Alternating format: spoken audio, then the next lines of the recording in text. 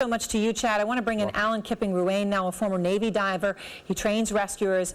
So Alan, you know, we have them tapping with hammers trying to get response, right? We have people inside tapping back.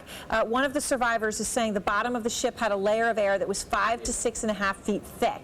Does all that make sense to you? Do you think there are survivors, a lot of them? I mean, how long can they survive? Look good. So I'm going to assume that, you know, there's air pockets, and with the amount of oxygen that humans have to consume to stay alive, they're looking at 2 to 4 days of oxygen just to live. You know, with more people in each compartment and where it's settled, you know, that's the estimate I'm going to give is 2 to 4 days. It's not a lot of time, so they need to hurry up to get these people out. 2 to 4 days isn't a lot of time, but in a sense, it's more than some people might think. I mean, do you think they're going to be able to do this, to rescue a lot more people? Because, you know, when you hear about this, it's only 50 feet of water. It seems much more accessible in some ways than some of these stories we hear where you have ships in hundreds of feet of water.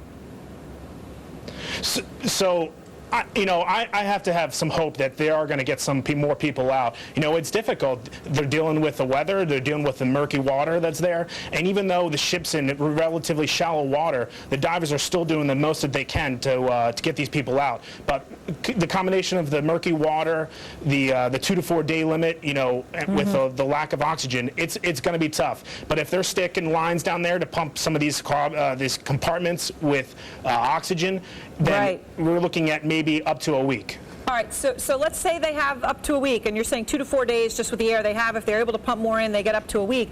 But Alan, then how do you actually physically get someone out, right? Because, you know, getting someone out when it's underwater involves water going in. You got a lot of people. How do you actually pull it off?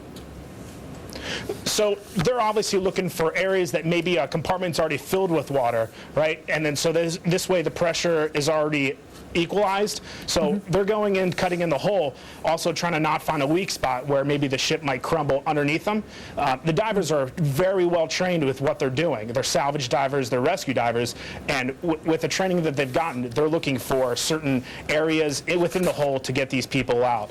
Now, you're right, that water rushes in is just going to make it difficult to rescue somebody, so they're also not only coming from the side, but also trying to go in from the top. You know, as you saw the images earlier, they're using blowtorches to kind of dig holes in through the hole. So they're trying everything right now. You know, the biggest thing they have to worry about is the pressure equalization, but these divers are trained and they know what they're doing. All right, Alan, well, I hope you're right that they end up having a week for a lot of these people and that they can save a lot of lives. As we said, only 14 known survivors right now out of 400, possibly nearly 400 people in that boat right now, many of them alive, desperately praying for to be saved.